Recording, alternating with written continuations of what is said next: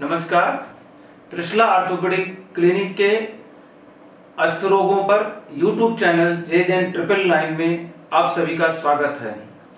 आज हम बच्चों में होने वाली एक दूसरी समस्या को लेकर के आए हैं। उस समस्या का नाम है कंजेनिटल हिप डिसलोकेशन, उसको डेवलपमेंटल डिस्प्लेजिया हिप के नाम से भी जानते हैं। इसका तात्पर्य होता है कि जन्म के समय से ही नवजात शिशु में कूल्हे के जोड़ों का अव्यवस्थित होना। कूल्हे के जोड़ों का अव्यवस्थित होने का मतलब है कि कूल्हा अपनी जगह पर नहीं होना। सबसे पहले हम लोग बात करेंगे कि कूल्हे की संरचना होती कैसे है। कुछ मॉडल मैंने अपने सामने रखे हुए हैं। एक मॉडल ये देखेंगे आप, जो आपको ये दिखेगा कूल्हे का पूरा मॉडल है। ये हमारा पेल्विक बोन होता है, ये हमारा थाई बोन होती है, ये ट्रोकेंटर इसको बोलते हैं, और ये कूल्हे का जोड़ होता है जिसको हम हिप जॉइंट अंग्रेजी में जानते हैं। और हिप जॉइंट जो होता है एक तरह का बॉल एंड सॉकेट जॉइंट होता है, जो कि रोटेशन और एब्डक्शन बाहर की तरफ कई तरह के मूवमेंट्स इसमें होते हैं। और बॉल जो होता है फीमर का अपर एंड होता है, इस तरह की संरचना होती है। और सॉकेट जो बना होता है, जो हमारा पेल्विक जो कूल्हे की हड्डी होती है, वो इस तरह से बनी हुई होती है। तो इस पे ये संरचना बनी हुई होती है। अब ये जो बॉल एंड सॉकेट जॉइंट होता है, ये एक तरह की तमाम तरह की जो मांसपेशियां होती है, लिगामेंट्स होता है, उसके द्वारा स्टेबलाइज होता है। सबसे पहले जो लिगामेंट होता है अंदर की तरफ, यहाँ पे एक फोसा आप देखेंगे, इसमें एक राउंड लिगामेंट होता है जो कि यहाँ पे सेंटर में जाकर के इसको फिट हो जाता है। दूसरा ये जो कप होता है, कप का ये मार्जिन देख रहे हैं, इस पे हमारा बॉल जो होता है ये आर्टिकुलेट करता है, जो चिकनाई का सरफेस दोनों सरफेस पे होता है, जिसकी वजह से बिना दर्द हुए हर तरह के मूवमेंट्स इसमें होते रहते हैं। बाहर की तरफ से इसमें चारों तरफ से कैप्सूल होता है, ये आप संरचना देख रहे हैं, ये कैप्सूल होता है जो कि जोड़ को बांधे रखता है। इसमें तमाम तरह के लिगामेंट्स होते हैं। इसके अलावा मांसपेशियां होती हैं। मांसपेशियां एक होती है कि यहाँ से लेकर यहाँ तक मांसपेशियां होती है, इसको हिप अबडक्टर कहते हैं। ग्लूटिस मीडियस होती है, पीछे की तरफ मांसपेशियां होती हैं, आगे की तरफ मांसपेशियां होती हैं। इन सब की संरचनाओं की वजह से कूल्हा हमारा स्टेबल होता है। इसमें कई तरह के मूवमेंट्स होते हैं, उसकी वजह से हम आप भाग सकते हैं, दौड़ सकते हैं, पालथी पद्मासन लगा के बैठ सकते हैं, टॉयलेट करने के लिए नीचे बैठ सकते हैं। कई मल्टी डायरेक्शनल मूवमेंट्स होता है। ये केवल बॉल एंड सॉकेट जॉइंट की वजह से होता है। अब यही संरचना हमारा जन्म के समय से अव्यवस्थित हो जाए तो ये नॉर्मल तरीके से ये काम नहीं कर पाता है। अब हम ये जानना चाहेंगे कि कंजेनिटल हिप डिसलोकेशन होता क्या है। जैसे मैंने पहले ही बताया, कंजेनिटल हिप डिसलोकेशन को डेवलपमेंटल डिस्प्लेजिया हिप के नाम से जानते हैं, माने कूल्हे की जोड़ का अव्यवस्थित होना, अपनी जगह पर नहीं होना। इसमें क्या क्या हो सकता है? जन्म के समय या तो हो सकता है पूरा का पूरा जोड़ अविकसित हो। दूसरा क्या हो सकता है, ये कूल्हे का जो जोड़ है थोड़ा सा बाहर की तरफ निकला हो। तीसरी अवस्था हो सकती है कूल्हे का जोड़ जो हड्डी है, बॉल है, बॉल बाहर की तरफ ऊपर की तरफ पड़ा हुआ है, और जो सॉकेट है ये खाली है। कुछ दिनों तक पड़े रहने पर इसमें मांसपेशियां इकट्ठी हो जाती हैं। और एक कंडीशन होता है जिसका जो रूप होता है उसका ही डिस्प्लेजिया, इसकी स्लांटिंग सरफेस होगी, ऊपर की तरफ होता है, जो कि बॉल इसके अंदर नहीं रुक पाता है। तो मतलब इसका कहने का मतलब है कि दो चीजें हो सकती हैं, या तो कूल्हा अंदर की तरफ रुका ही नहीं, बाहर की तरफ आ गया, या एस्टाबुलम जो है, जो सॉकेट है, वो अविकसित है।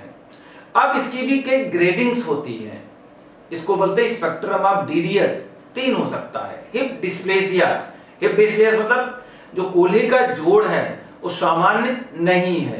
सामान्य कैसे नहीं होगा? जो सॉकेट है, जो सॉकेट की जो संरचना एक कप शेप होता है, एक कप देखेंगे आधा कप होता है, और पूरा कप कैसे बनता है? मांसपेशियां जो कैप्सूल उससे आके बनता है। ये कप जो बोनी आकार का होता है, ये बनता नहीं है, इसको डिस्प्लेजिया बोलते हैं, एस्टाबुलर डिस्प्लेजिया बोल सकते हैं।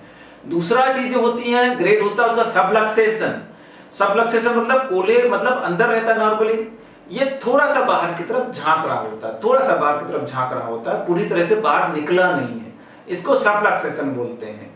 डिसलोकेशन होता है मतलब सॉकेट और बॉल दोनों का कोई सामंजस्य नहीं है, अलग अलग पड़े हुए हैं, माने बॉल अपना बाहर पड़ा हुआ है और सॉकेट अपनी जगह पे स्थित है। इसको हम कहते हैं डिसलोकेशन। तो ये 3 ग्रेड्स के चीजें होती हैं जो कि डेवलपमेंटल डिस्प्लेसिया ऑफ हिप या कंजेनिटल डिसलोकेशन हिप में पाई जा सकती हैं। अब इसके होता क्यों है, कारण के बारे में हमको जानकारी होना जरूरी होती है। ये जन्मजात विसंगति होती है, माँ के पेट में ये डेवलप होता है जो, और ज्यादातर इसके होने के कारणों में हमें पता ही नहीं लगता है। लेकिन सामान्यतः हम जानते हैं कि बच्चा जो पैदा होता है सबसे पहले क्या निकलता है, सबसे पहले उसका सर निकलता है। पहले पैर निकलना शुरू हो जाए उसको ब्रीच डिलीवरी कहते हैं। तो ब्रीच डिलीवरी में क्या होता है, उसका जो कूल्हा होता है वो पेट की तरफ एकदम से हाइपर फ्लेक्शन में रहता है, तो कूल्हा पीछे की तरफ वो डिसलोकेट हो जाता है, उसको हम ब्रीच डिलीवरी कहते हैं। उसमें सीरियस होने के चांसेस ज्यादा होते हैं। बच्चे कई हैं, ट्विंस बेबी है, उसमें भी होने के चांसेस होते हैं। लड़कियों में होने के चांसेस ज्यादा पाए जाते हैं। गर्भाशय में पानी कम हो गया है, तो पानी कम होने की वजह से भी बच्चों पे उसके जो यूट्रस होता है, गर्भाशय होता है, उसका दबाव बहुत ज्यादा, उससे भी हिप डिसलोकेशन के चांसेस होते हैं। और कभी कभी ये जो डिसलोकेशन होता है सिंड्रोम का पार्ट होता है, मतलब कई बीमारियां जो जन्म के समय बच्चों को हो सकती है उसका एक पार्ट हो सकता है। और पहले किसी परिवार के सदस्य को हुआ होगा तो उसमें ज्यादा होने के कारण हो सकते हैं। तो ये सभी कारण हैं जिससे डिसलोकेशन होने के चांसेस ज्यादा होते हैं। अब हम ये जानना चाहेंगे कि क्या जो बच्चा पैदा होता है उसका हिप किस अवस्था में नॉर्मली रहता है। ये मान के चलते हैं कि बहुत सारे जो बच्चे पैदा होते हैं तो लगभग अनस्टेबल होता है। अनस्टेबल मतलब एकदम ताकत लगा के कर रहे हैं तो जोड़ बाहर निकल सकता है। लेकिन 60% केसेस में क्या होता है कि 1 महीने के अंदर पूरी तरह से वो स्टेबल हो जाता है, नहीं डिसलोकेट होता है। 2 महीने के अंदर लगभग 80-90% बच्चे स्टेबल हो जाते हैं, कुछ बच्चों का बचता है। दूसरी क्या होती है कि एक पोस्टनेटल पोजीशनिंग होती है।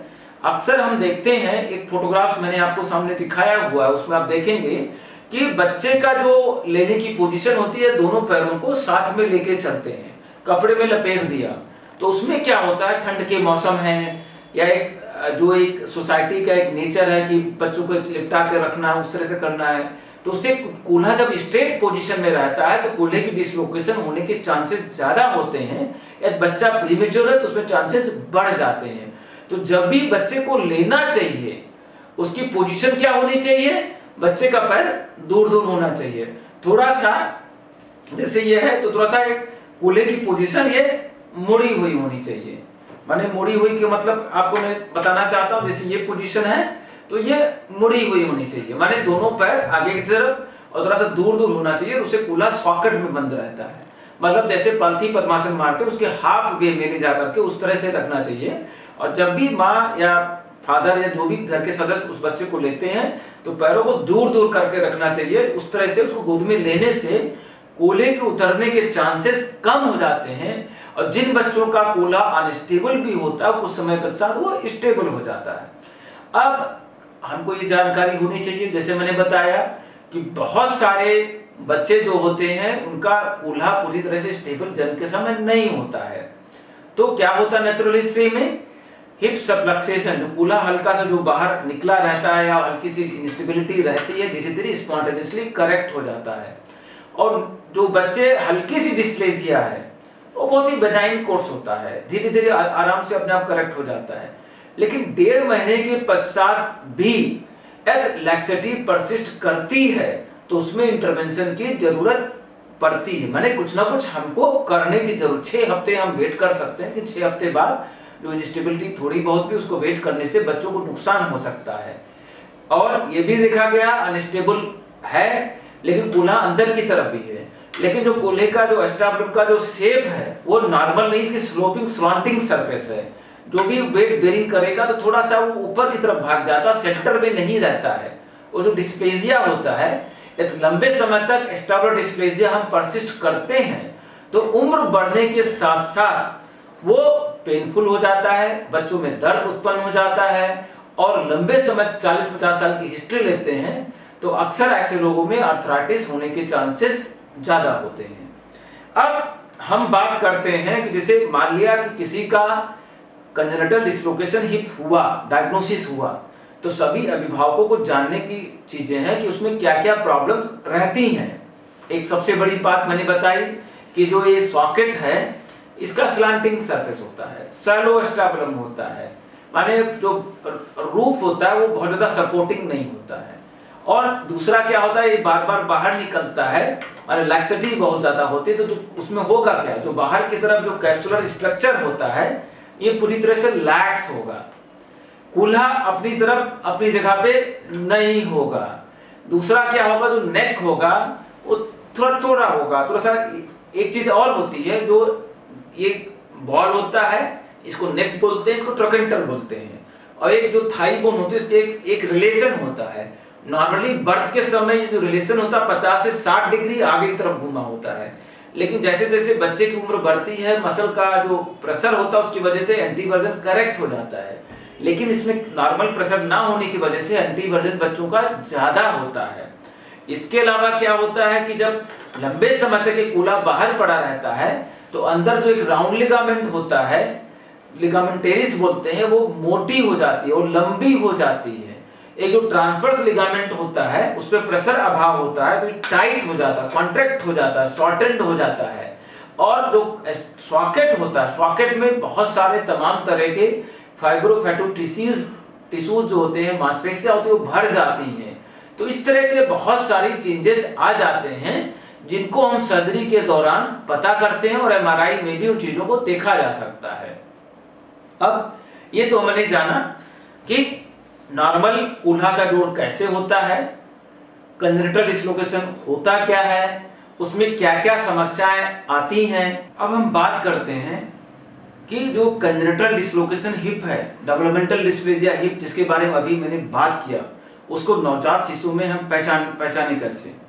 नवजात शिशु में ऐसे शुरू में तो इंस्टेबिलिटी रहती है और कभी कभी डिसलोकेशन फ्रैंक होता है, एक तरफ हो सकता है, कभी कभी दोनों तरफ होता है। लेकिन जब एक तरफ होगा तो नॉर्मली हम जानते हैं कि जो पैर होता है बच्चों में ये ऐसे पास पास है। जब हम पैर को मोड़ करके बाहर की तरफ लेकर के जाएंगे तो नॉर्मली ये पैर जो होता है बाहर की तरफ टच कर जाएगा।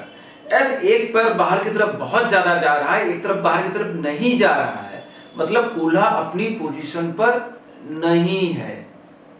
ये एक गाइड हो सकता है।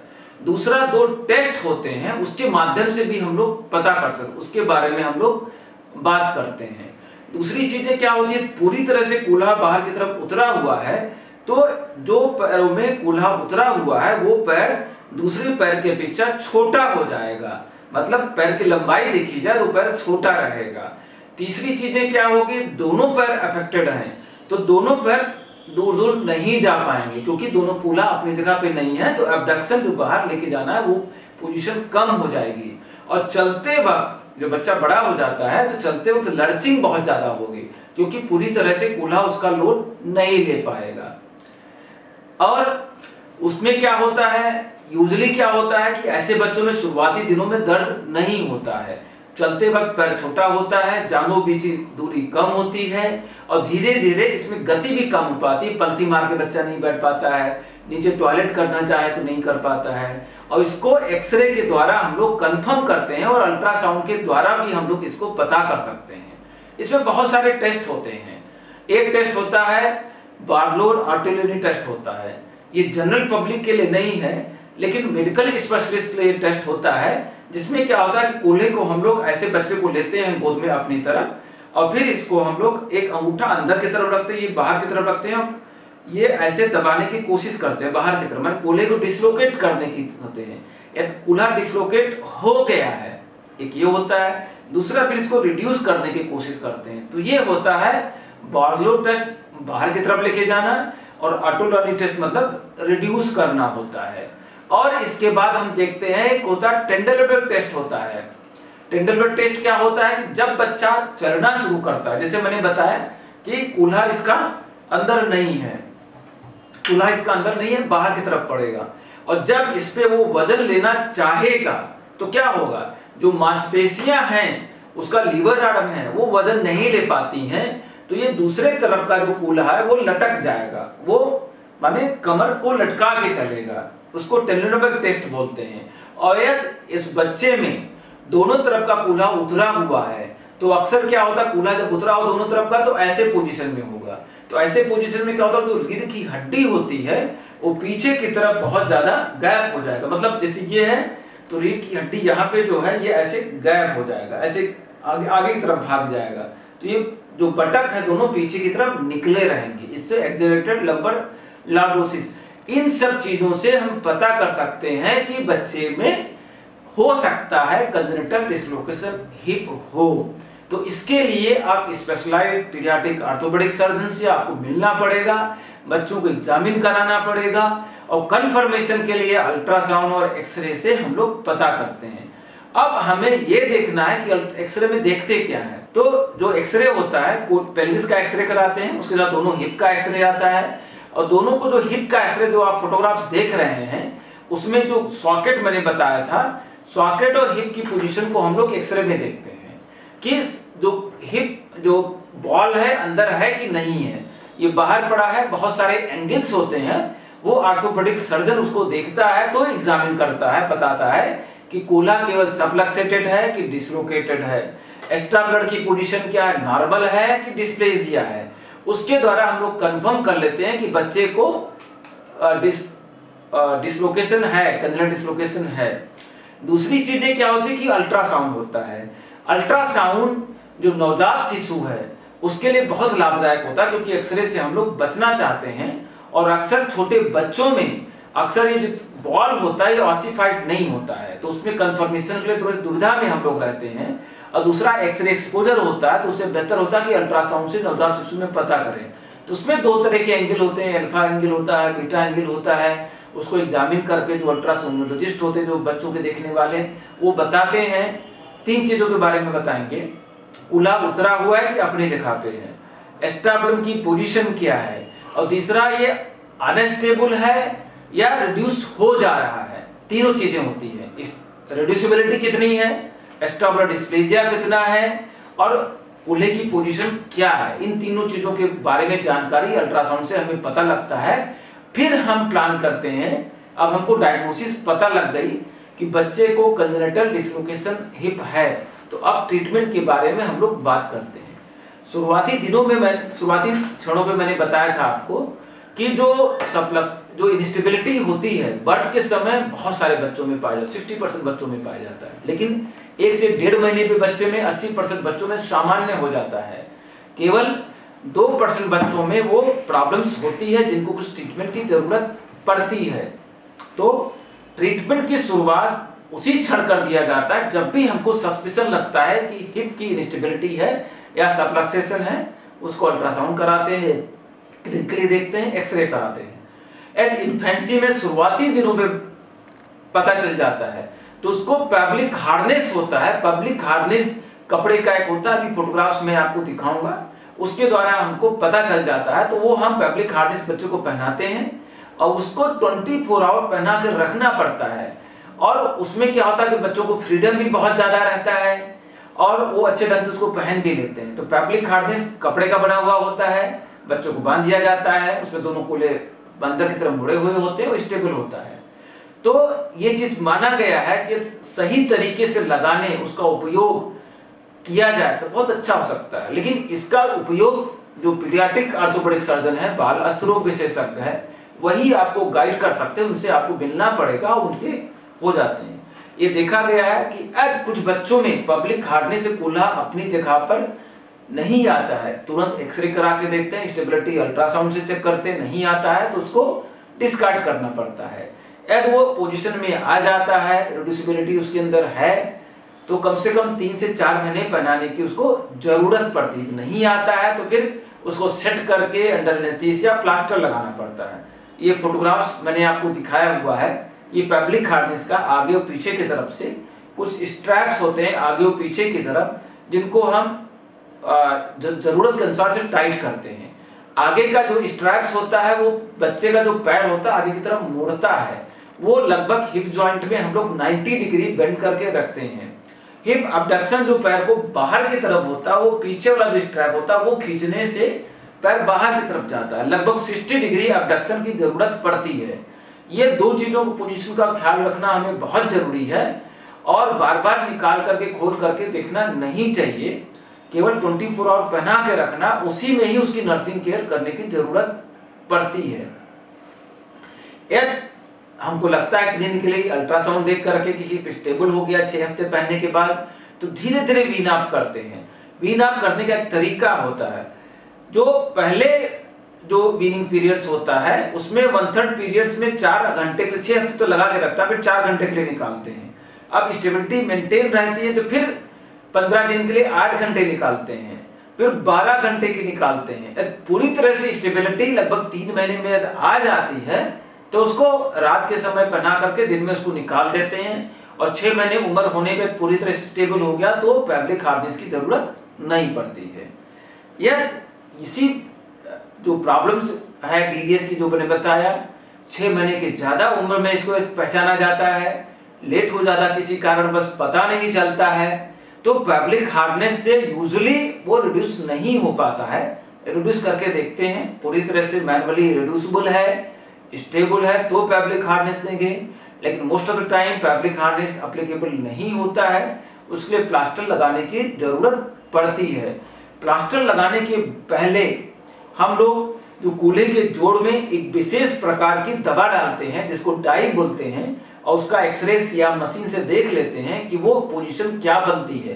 कूल्हा अपनी जगह पे स्टेबिलिटी आ रही है, करेक्ट सेफ पोजीशंस में आ जाती है, तो प्लास्टर दोनों पैरों में लगाते हैं और लगा करके कम से कम 6 हफ्ते के लिए उसको लगाते हैं और फिर उसको चेंज करते हैं, एक प्लास्टर और लगभग 3 महीने का लगा के प्लास्टर को स्टेबिलिटी हो। इस तरह का जो देख रहे हैं आप फोटोग्राफ्स यहाँ पे, ये हिप स्पाई का ह्यूमन पोजीशन होता है जिसपे कूल्हा और घुटना दोनों 90 डिग्री पे मुड़े हुए होते हैं और एब्डक्शन कूल्हे का लगभग 60 डिग्री पे होता है। तो इस तरह का हिप स्पाई का लगाते हैं। 3 महीने प्लास्टर लगे रहने के बाद हम लोग तय करते हैं कि हिप की स्टेबिलिटी कितनी है। यदि हिप पूरी तरह से स्टेबिलिटी है, अनस्टेबिलिटी बिल्कुल नहीं है, तो हो सकता है प्लास्टर पूरी तरीके से निकालते हैं। लेकिन कुछ बच्चों में एक विशेष प्रकार का ब्रेस होता है जिसको वान रोजन ब्रेस बोलते हैं या हिप अबडक्शन ब्रेस होता है, उसको कुछ महीने लगाने के लिए बच्चे को बोलते हैं, जिससे इसका जो हिप होता है, उसका जो बॉल सॉकेट ज्वाइंट होता है वो अच्छे ढंग से बन जाता है। क्योंकि सॉकेट ज्वाइंट तभी अच्छे ढंग से बनता है जब बॉल अंदर की तरफ होता है और लंबे समय तक उसको रखा जाता है। ये ब्रेस भी लगभग 6 महीने तक हम लोग लगाए रखने की जरूरत पड़ती है। अब बात आती है कि जब बच्चे की उम्र ज्यादा हो गई है, 1 साल पर, उसको हम पहचान पाते हैं कि बच्चे को सीरियस है, किसी कारणवश डायग्नोसिस नहीं बनी या ट्रीटमेंट लेट में शुरू किया गया, तो अक्सर क्या होता है कि 1 साल की उम्र में बच्चे का जो कूल्हा होता है बहुत ऊपर चला जाता है, क्योंकि वो वेट बेरिंग पोजीशन होता है, वो वॉकिंग एज उसका बच्चे का शुरू हो जाता है। तो उस अवस्था में क्या होता है कि मांसपेशियां जो बाहर की तरफ होती है बहुत ज्यादा रिलैक्स हो जाती हैं, उसमें स्ट्रेच हो जाती हैं। अंदर की जो मांसपेशियां जो मैंने बताया कि राउंड लिगामेंट होता है वो सख्त हो जाती हैं, अंदर फाइब्रोफ्लैटू टिश्यू बढ़ जाते हैं, तो उसको सर्जरी करके ओपन करके ऑपरेशन करने की जरूरत पड़ती है। उसको बोलते हैं ओपन रिडक्शन सर्जरी के द्वारा करते हैं। उस सर्जरी में कूल्हे के आगे हम लोग आगे आप चीरा देते हैं। चीरा देने के बाद जो जो स्ट्रक्चर अंदर से लेके बाहर तक उसको रिड्यूस करने में बाधा उत्पन्न करती हैं। बाधा कौन कौन सी उत्पन्न करेंगी? जो अंदर राउंड लिगामेंट होता है, जो एक सॉकेट के अंदर गलत तरीके जो मांसपेशियां भर गई उनको निकालते हैं। निकालने के बाद कूल्हे को अंदर सेट करते हैं। जो मांसपेशियां कुछ टाइट हो जाते हैं जिनको श्वास मसल बोलते हैं, उसकी टिनोटमी करते हैं। एडक्टर मसल टाइट है उसको भी टिनोटमी करते हैं। उसके बाद अंदर करके और उसको हम जो कैप्सूल होता है उसको टाइट करते हैं, रिपिंग करते हैं, टाइट करते हैं, जिससे वो अंदर की तरफ स्टेबल हो जाए। इतना सब करने के पश्चात हम लोग फिर बच्चे को प्लास्टर लगाते हैं, जो कि जैसे प्लास्टर पहले लगाया था कि लगभग 1.5 महीने के 2 प्लास्टर लगाने की जरूरत पड़ती है। और तत्पश्चात वही ब्रेस दिया जाता है जब तक कूल्हा पूरी तरह से स्टेबल ना हो जाए। अब बच्चे की उम्र और ज्यादा बढ़ गई, 18 महीने से ज्यादा हो गया। 18 महीने से मतलब बच्चा जो है चलना फिरना पूरी तरह से शुरू कर दिया। चलने से क्या होता है कि कूल्हे की जो बॉल होता है वो बहुत ज़्यादा ऊपर चला जाता है। ऊपर जाने की अवस्था में क्या होता है, नीचे लाने के लिए मांसपेशियां जो होती हैं, जो ट्रोकेंटर से माने थाई की हड्डी से और पेल्विक बोन से जुड़ी हुई होती है, वो सख्त हो जाती हैं, तो उनको रिलैक्स करना पॉसिबल नहीं होता है। तो उसमें हम फीमर बोन को कट करके छोटा करते हैं, उसको प्लेट से फिक्स करना पड़ता है, तब जाकर के कूल्हे की जोड़ अंदर जाता है। और तीसरी चीज क्या होती है कि जो हमारा जो सॉकेट होता है, सॉकेट अंडर डेवलप्ड हो जाता है, इसका स्लोपिंग और ज्यादा बढ़ जाता है, क्योंकि अंदर ना होने की वजह से उसका डेवलपमेंट नहीं हो पाता है। तो अक्सर क्या होता है कि यहाँ पर हम लोग ऑपरेशन करते हैं, यहाँ पर ऑपरेशन करते हैं स्टार्बर सॉकेट का, और इसको घुमाकर नीचे कर देते हैं। नीचे कर देते हैं, जो सॉकेट का जो शेप होता है वो अच्छा नॉर्मलाइज हो जाता है, जिसकी वजह से बॉल सॉकेट में रुक जाता है। उसको स्टार्बर ऑस्टोटमी कहते हैं, उसको के बार के द्वारा फिक्स करते हैं। ये ऑपरेशन करने के बाद हम लोग जो कैप्सूल होता है उसको क्लोज करते हैं, और सब कुछ क्लोज करने के बाद प्लास्टर लगाया जाता है। प्लास्टर फिर इसमें 1 से 1.5 महीने का 2 बार लगाया जाता है, फिर ब्रेस बच्चे को दिया जाता है। तो 1.5 साल से ज्यादा उम्र होने पर बच्चे में 3 काम करने की जरूरत पड़ती है। कूल्हे को सेट करके अंदर करना होता है, सेट करने के लिए फीमर बोन को छोटा करना होता है, और अच्छी तरह से पोजीशन को स्टेबलाइज करने के लिए स्टाबुलम को नीचे घुमाना पड़ता है। इस तीनों प्रोसीजर की जरूरत पड़ती है 18 महीने से ज्यादा बच्चों की उम्र में। ये बड़ा ऑपरेशन होता है, केवल बाल स्तरोग विशेषज्ञ जो पीडियाट्रिक ऑर्थोपेडिक सर्जन है, जिनका अपना एक्सपीरियंस सीरियस की ऑपरेशन में लंबा हो चुका है, वही कर सकते हैं। हर बच्चों में ऑपरेशन में लगभग 2 से 3 घंटे 4 घंटे का समय लग सकता है। ऑपरेशन के दौरान ब्लड की भी जरूरत पड़ती है, और प्रॉपर एनेस्थीसिया जो दिया जाता है वो स्पाइनल एनेस्थीसिया, इपिडुरल एनेस्थीसिया दिया जाता है, कभी कभी जनरल एनेस्थीसिया, और साथ में कभी कभी आईवी सेडेशन भी एनेस्थीसिया के साथ में देने की जरूरत पड़ती है। तो बच्चों का प्रॉपर इन्वेस्टिगेशन करने के बाद ही सर्जरी की प्लानिंग की जाती है, और उसके पश्चात कई दिनों तक केयर करने की जरूरत पड़ती है। तो ये सब सर्जरीज के बारे में मैंने आपको पूरा बताया। अब एक एक सर्जरी के बारे में बताऊंगा कि ओपन रिडक्शन क्या होता है। पहले भी मैंने बताया, ओपन रिडक्शन का मतलब कूल्हे के जोड़ को जो चारों तरफ की स्ट्रक्चर है आगे की तरफ से कट करके कैप्सूल को कट किया जाता है, मांसपेशियों को रिलैक्स किया जाता है, और अंदर जो टाइट लिगामेंट्स को निकाला जाता है, कूल्हे को अंदर फिक्स किया जाता है, कैप्सूल को टाइट किया जाता है। ये ओपन रिडक्शन होता है।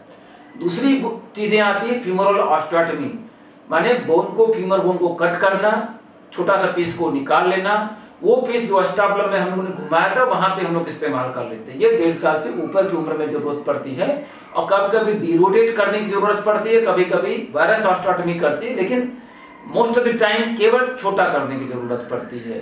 तीसरा ऑपरेशन जो होता है वो होता है स्टाबुलर ऑस्टोटमी, जो मैंने बताया ये यहाँ कट करके होती है। इसको हम लोग पैमर्टर ऑस्टोटमी बोलते हैं, डेगा बोलते हैं, सॉल्टर होते हैं, तमाम नाम है, तमाम तरीके हैं। वो पीडियाट्रिक ऑर्थोपेडिक सर्जन की अपनी चॉइस पे डिपेंड करता है, उसकी बच्चे की प्रॉब्लम्स कितनी है उन चीजों पे डिपेंड करता है। और जो स्पेस क्रिएट होता है, जो यहाँ से हड्डी निकली उसी को वहाँ पे फिक्स कर देते हैं, जिससे गैप भी वहाँ पे खत्म हो जाता है, और जो काटी गई बोन है दोबारा वापस 1.5 से 2 महीने पे बन जाता है।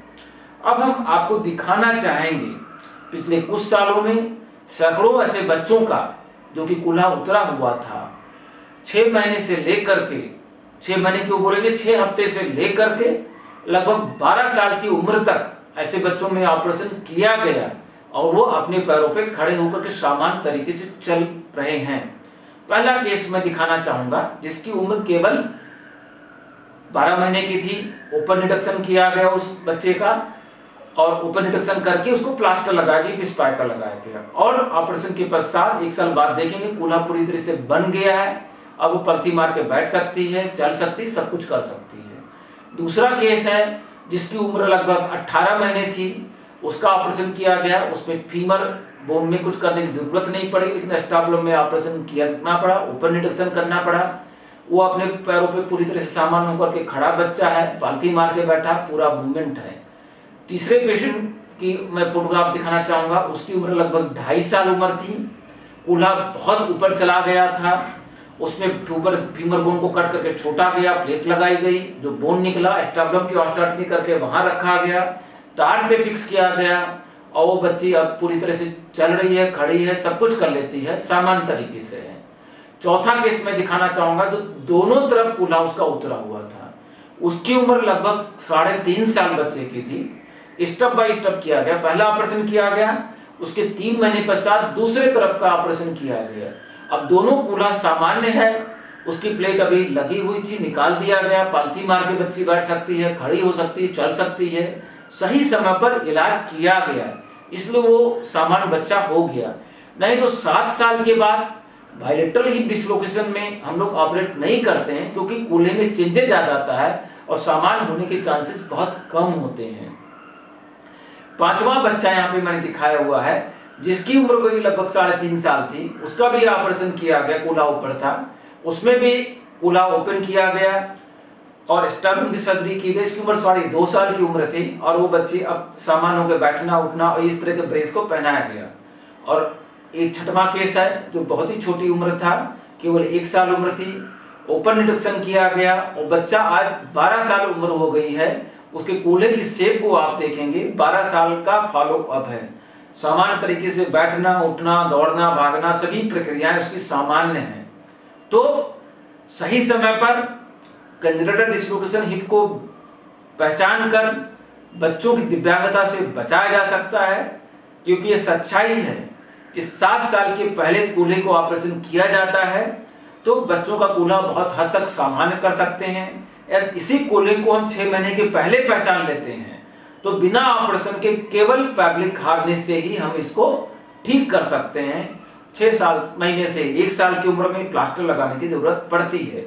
बट कुछ कूल्हे ऐसे भी होते हैं जिनको टेराटोजेनिक सीडीएस बोलते हैं। टेराटोजेनिक सीडीएस कि कूल्हा बहुत सख्त हो रखा, पूरी तरह से बहुत ज्यादा ऊपर उठा हुआ है और किसी तरह से रिडक्शन करने पर भी अंदर नहीं जाता है, उसमें जल्दी सर्जरी की जरूरत पड़ती है। लेकिन बच्चों में सर्जरी लंबी होती है तो सर्जरी तभी हम लोग करते हैं जब बच्चों का वजन 10 किलो हो जाता है, तो उसमें उसके हीमोग्लोबिन आयरन की सप्लीमेंट करते हैं, खाने पीने में प्रोटीन का सप्लीमेंट करते हैं। 9-10 किलो का वजन हो गया, बच्चे की 6 महीने हो गई तो सर्जरी उसकी की जाती है। और एनेस्थीसिया क्लिनिकनेस जो होता है, बच्चों के जो विशेषज्ञ होते हैं, पीडियाट्रिशियंस होते हैं, उनसे लेकर के तब सर्जरी की जाती है और 6 महीने के पश्चात उनको ऑपरेशन करके उनको प्लास्टर लगाया जाता है। और ये मैंने देखा है कि जो 6 महीने से साल भर में प्लास्टर से ठीक हो जाते हैं। 1 साल की उम्र सर्जरी की जरूरत पड़ती है, सर्जरी के बाद प्लास्टर और ब्रेस लगाने की जरूरत पड़ती है। और जब बच्चे चलना फिरना शुरू कर देते हैं तो फीमर बोन को कट करके छोटा करने की जरूरत पड़ती है। अब अक्सर ये बात आती है कि जब पेरेंट्स हमारे आते हैं कि डॉक्टर साहब ये कूल्हा उतरा हुआ है, भविष्य में ऐसे बच्चे का कूल्हे का क्या होगा, लॉन्ग टर्म आउटकम क्या होगा।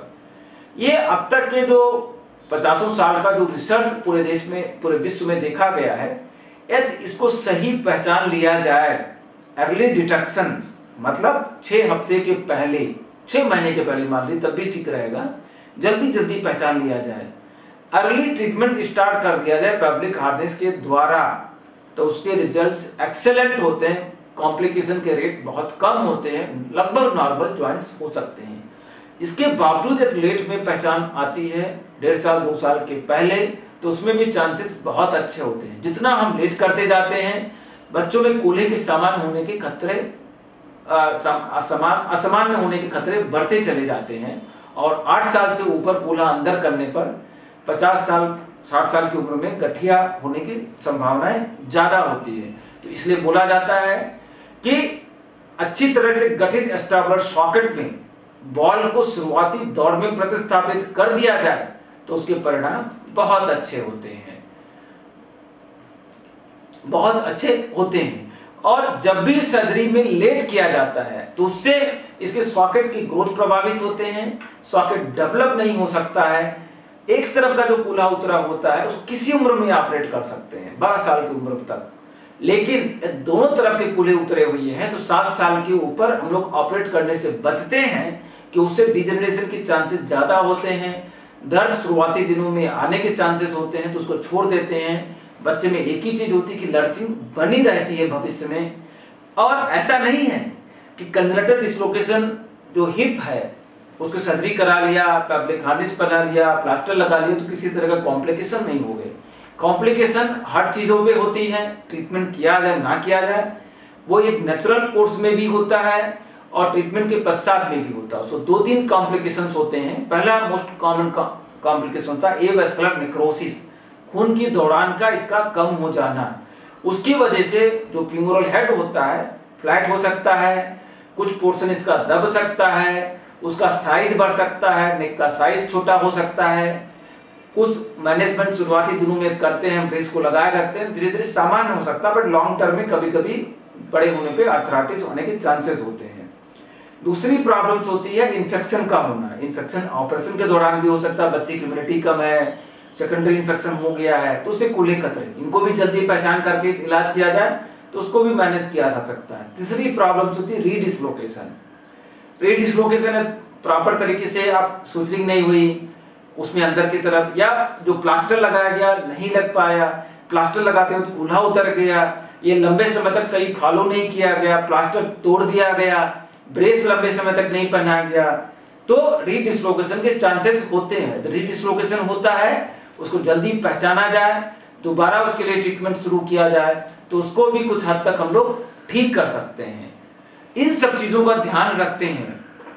तो लास्ट में मैं यही बोलना चाहूंगा, कंजेनिटल डिसलोकेशन हिप जन्म के समय कूल्हे का अव्यवस्थित होना, ऐसे बच्चों को जल्द से जल्द हम पहचानें, अपने पीडियाट्रिशियन से, बच्चों के ऑर्थोपेडिक सर्जन से जिनका अपना इसमें एक्सपीरियंस रहा है उनको दिखाएं, अल्ट्रासाउंड कराएं, एक्सरे कराएं। जब भी आपको पता लगता है कि इनको डिसलोकेशन है, उसमें इलाज में देरी ना करें, जल्द से जल्द संपर्क करें और सही ढंग से सही समय पर इलाज कर देने से बच्चों का भविष्य सुनहरा हो सकता है और सामान्य तरीके से उठना बैठना चलना सब कुछ अच्छा हो सकता है। नमस्कार, आज हमने इस टॉपिक पर चर्चा की। अगले हफ्ते हम फिर मिलेंगे किसी नए टॉपिक को लेकर के। नमस्कार।